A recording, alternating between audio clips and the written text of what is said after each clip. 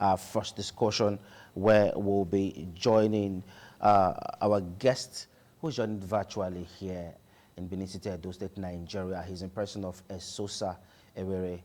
He's the chief spokesperson for the Ikpobauka Local Government Area Local Government Council chairperson, and he is also an advocate for the girl child. Good morning, Esosa, and glad to have you join us on the program. Good morning, my brother Daniel. Good morning. Walk us through. You are an advocate for the girl child, and recently the United Nations actually celebrated the Girl Child Day. What has been the plight of the girl child? Well, thank you so much for this opportunity. It's been tough anyway for the girl child in our society. It's been a hurdle, but over the years we've seen some breakthroughs, landmark breakthroughs. We've seen women, the girl child breaking the glass ceiling, competing with the men in fields that used to be exclusively reserved for men. We've seen women engaging in activities that tend to have brought honor and and pride to the society, and that in itself is a major development that we must continue, especially as an authority in the development of the women folk. We must continue to project and protect and ensure that the girl child is able to get maximum comfort, maximum support, maximum push, same as the male counterparts appear to be getting across the world, because women also contribute extensively to community development, to societal growth, in academics, in sports, in politics, in public life, and every other endeavors that tend to bring honor and pride to our communities. So I think the girl child needs a significant push, significant support to continue to break the glass ceiling in all endeavors. From a social standpoint, how do cultural norms contribute to gender inequality in our society? Hello, am I still on? Yes, you are, live and direct. From a social standpoint, how do cultural norms contribute to gender inequality in our society? Well, there are a lot of communities where women may be limited in terms of what they can do, especially there are certain communities where women are not, they are restricted when it comes to inheritance. They are restricted when it comes to breaking forth in areas of education and all that. Back in the day, they used to say that women belongs to the kitchen. But I strongly believe that over the years, that narrative has changed, and there is need to continue to project our women in social activities, so as to build our culture and tradition and all that.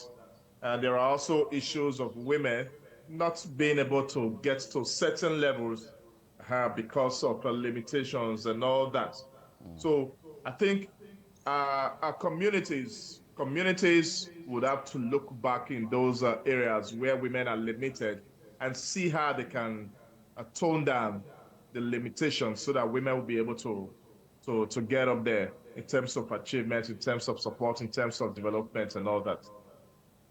Okay, now you have been in government for a while now, and of course, as an advocate Yes. for the girl child, what role does the government play, or what role does government policy play in addressing gender inequality? Well, there's a lot of positive roles, and although a lot has been achieved, however, there's room for more. And if I should bring it to the home front, the Obaseki-led administration has also been very responsible in pushing for women empowerment, women involvement, women participation in the polity. And if you check the array of women that now holds significant force in this administration, you will appreciate that this government has been in the forefront of projecting our women. You have women like Osa Onaiwu, who was once a chairman of SUBEB, then now is a commissioner of education and has done well in that regards, especially with the Edo Best initiative, which I think is in its phase 2 now, and all that. You also have women like Isokeomo, who has been very in the forefront of ensuring that property development in Edo State meets the standards. You have women like Ifwekwalufo, who has also been there. You have Odo Malaika, and then you bringing it down to the local government setting. You have women like Ide, who is a vice chairman in Ikpobaha. You have Inego. So you have an array of women in this administration, particularly when the 30% or 35% women participation, when that agitation started. I think that was at the time of President Goodluck Jonathan that advocated for 35% women participation or affirmation in our polity. And you could see that between that time and now, Edo has taken it beyond just rhetorics or beyond words of mouth to actually act on it. And that has been the situation in Edo. And I believe that is also the situation in several other places where women participation is Okay. being is very prominent. All right. Also joining the conversation is Eukaria Dike, who is a health care professional. Good morning, Eukaria. I'm glad to have you join us on the program. Hello, Eukaria, are you there? Yeah, I'm here. Good morning. All right, welcome to the program. Now, walk us through what are the key health challenges that girls face in underprivileged communities? Okay, thank you. Girls lack access to basic healthcare in the society when they find themselves in a situation like this. They shy away from medication because they believe that they can access the basic education and mingle with their folks, like their mates in school. So most times they end up having limitation because of they were abused and sexually. They are abused sexually, and they'll be thinking, could I go back to school? How do I continue? And sometimes most of them involve themselves on unsafe abortions in the process where you have to see them, they take self-medication. They don't want their parents to know what's going on. They don't want their parents to laugh at them. You see them involving themselves into issues like this. And most times you find them coming to the healthcare when they are already gone. And most of them have damaged their wombs and all that. So when it has to do with girls' child, parents should please try as much as they can to put an eye on their female children to involve to avoid unwanted pregnancy and early pregnancy to an abortion. Thank you. Okay. Thank you very much. It's also I worry there's this perception. You actually made mention of it that there was a time someone said women belong to the kitchen and the other room. A leader of this country actually said that. But how can we change this Yeah. perception? How can this narrative and the perception be Well, changed?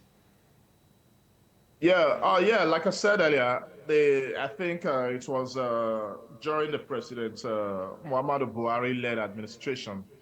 He actually made that statement in an interview, and I also think that administration may not have been too gender friendly especially unfriendly with the women. But you could see that over time, and particularly at the various state levels, like I narrowed it to Edo just now, you could see that that narrative has changed drastically, where it has to do with the authority. Once the once the authority is able to identify certain women that has the capacity to contribute to the social, political, or even economic development of that community. And they give that opportunity for women to thrive. I think a lot of women have a whole lot of contributions that they can do in their various regards. But administrations must be able to identify women. They must be able to identify women in the areas of sports, the areas of education, academics, health, infrastructure, engineering, and all that. And once an administration is able to identify that, then there's unlimited opportunities for women to thrive. Okay. Uh, the immediate past chairman for Subeb in Edo was a woman. The current chairman of Subeb in Edo is also a woman. So this shows that educational development in Edo has witnessed a significant growth in the under the ebullient leadership of women who has proven their worth in their calling. You also go to Edojis where you have property regulatory committees around them. You have a woman chairing that That committee. committee. And if you look at a lot of other critical and sensitive areas in our local community, you notice that women are in charge and they have been able to prove their work. They have been able to show that, well, what a man can do, like they say in the popular balance, Okay. a woman can do better. However, I think women in our Edo home front have been able to prove, and it is necessary for administrations across the board to be able to identify women who have done excellently in their calling and engage these women in public life so they'll be able to contribute to our social community development. So I think that narrative that women belongs to the kitchen is no longer is no longer It has phased out. tenable. It has changed, and we must continue to appreciate that. Okay, UK, if you listened to what Esosa actually said, he talked about giving women a chance, but there's no way you give them opportunity to be part of a government where education is lacking. So how does lack of education impact the long-term health outcomes for girls? Okay, thank you. Without education for the girls, they are less informed about health, which could lead them to poverty, early pregnancy, and also poor care health. In this situation, this is where the girls can't make a decisions for themselves when it has to do with healthcare, and they cannot be informed. Why? Because they believe that their rights belong in the kitchen, where you have to, do the traditional rights for the man. And I remember then there was something I was watching one day. I was like, oh my God, assuming we got married on time, during the time our parents got married, I think by now we should have like 15 children. But thank God for economic development and enlightenment for the girl's child to have the right to be educated and also role in politics, in institutions, and also in healthcare sectors. So it's a big privilege for the girls, and they should also know their rights to get their quality health education and not to be abused when they find themselves in such situations. Okay, in knowing their rights, Esosa, let's begin to call it a wrap now as we'll be heading to the next segment on the program. Help us, in your view, what long-term strategies are needed to overcome the social challenges girls' child face in achieving equality in the society? Engineer Esosa. Education is key. Education is key. Education is key. We must continue to push for quality education for our girls, for the girl child. Uh, we must also continue to push for inclusive participation, inclusiveness, if you may say, for the girl child in all sectors of our economy. We must also continue to encourage skills for the girl child, and policies and programs, laws must also be developed to be seen to be favoring the girl child. Legislations as well are also very critical because you can roll it out. So Okay. legislations that encourages girl child involvement in social, political, and economic activities within our community. Legislations that encourages exclusive girl child education. Legislations that encourages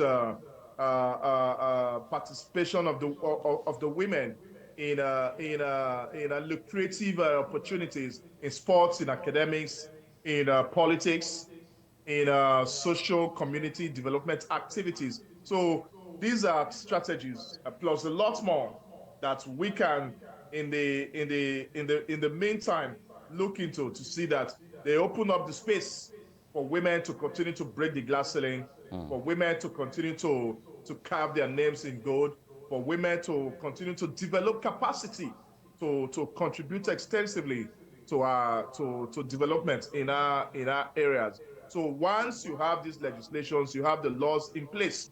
Although some may already be in place, but we need to activate those legislations.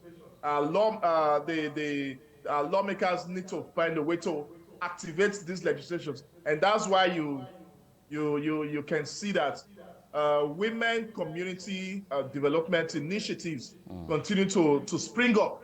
And we believe that these all ideas will spark up the need for these legislations to be activated so that our women can have equal opportunities, like their male counterparts. Although we're already getting to that stage, but we believe that there's a lot more to do. Like I said earlier, there's a lot more to do with the women development in our communities, particularly as it concerns social community participation. Okay, finally, Eukarya Adike, if you're there, what specific healthcare initiatives could be better implemented to support the well-being of the girl child as a healthcare professional? Okay, can you hear me? We can hear you loud and clear. Okay, to implement the girls' care when it has to do with situations like this, we all had to come out together, the women in the economy, to try to help as much as they can to the child knowing their rights and trying to develop what they can get, trying to make them understand their rights and as my colleague said, involving themselves in social activities, in policies, that could help them skills and also try to enlighten them to know the effect and the consequences of child abuse and also early pregnancy. And I think that's more of from the northerners, but I think from east, west, north, other aspects, part of them, I think they are enlightened about it and they are doing well. They are doing well. Women are a lot of activities. They are going to school, and the development is going very rapidly, and they are doing well. So I think we should still put more effort in the health sector and also put more effort in the academic section to educate them to know their rights so that they can be abused and they will also know how to go about themselves when they find themselves in such situations where they are being abused sexually. It still happen, and the trauma is being there. Most of them undergo some traumas of abuse from either parents, fathers, uncles, and sisters, and all that. Adults that abuse them when they are small, and you find out that most of them are still going through that trauma and they can't settle down and they are being cancelled over things. They can't get married. They believe that because of this I can't do this, because of this I'm shy, I can't speak out. So this platform creates a lot of avenue for the girls to speak out when they are involved in such situations so that they can to treat them, counsel them, and keep their mental health stable also in the society. Thank Okay, Engineer Sosa, this is going to be your final take. Please help us. We still find young girls travel in their drones outside the country, despite the sensitization, despite the government effort, both at the state level and the federal level. We still see them go outside the country, jackbarring to indulge in negative activities. Just recently in Ghana also, over 16 or 30 something of them were returned back, and they are Nigerians. What should we do in the short term to curb this Jack Barry syndrome amidst the young girl child, which is exploring them sexually? That has been our tradition. The Jackpot syndrome tend to have preoccupied the youth community in Nigeria, but narrowing it down to the girl child. Like I said earlier, we must open up the space for women to succeed. They sometimes you see a woman goes to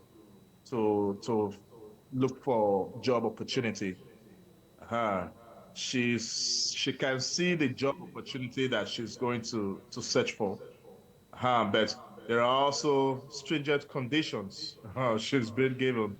The the employer, who oftentimes is a male, may want to take undue advantage of her before she can get such a job opportunity and all that. Even in the entertainment sector, you have a woman trying to get a particular role, and the movie that the movie director or the movie producer is requesting for certain conditions to be met before she can get those kind of roles. So these things happen in all sectors of our economy. So people at the helm of affairs, like I said earlier, there has to be legislations that open up the space for women to prosper unconditionally. There has to be policies and programs that women can tap into, that they can hold on to henceforth to either choose or take as a career or as other initiatives that can help them to meet their destinies and all that. Okay. So the issue of traveling has been a bane basically, because it leads to absence reduction of creativity amongst people. When you have someone who is creative, maybe in the health sector, traveling out of the community, that community has lost that opportunity to have certain creatives in the health sector, same as other areas. So, but once is people see opportunities within the areas that they stay, then they would be forced to stay back home by tapping into that opportunity. So persons who are in the helm of affairs must ensure that those opportunities are open for men as well as for women, so that the issue of traveling out for sexual exploitation may be drastically reduced. But it has also reduced. It has also reduced basically because you must also give credit to the Obaseki-led administration. Now, between 2016, 2017, and I think up until 2018, the Betsy Obaseki-led foundation was also very much in the forefront to ensure that our girls are not transported overseas for sexual exploitation and all that. Okay, So I thank you, think Asosa. that has also reduced drastically, and we can see the impacts in the life of the Obaseki-led administration, which Okay. will be coming to a close graciously by the grace of God, November 12th this year. So we must create opportunities. We must open up the space for women to participate, for them to try their capacity, for them to test their competence and see if they can take that part, that area as career and possibly be able to grow with it. I think Okay. that's it. Thank you very much, Engineer Esosaiwere, for finding time to be on the show. And of course, Yukera Dike for squeezing out time to join us on the discussion. We appreciate you.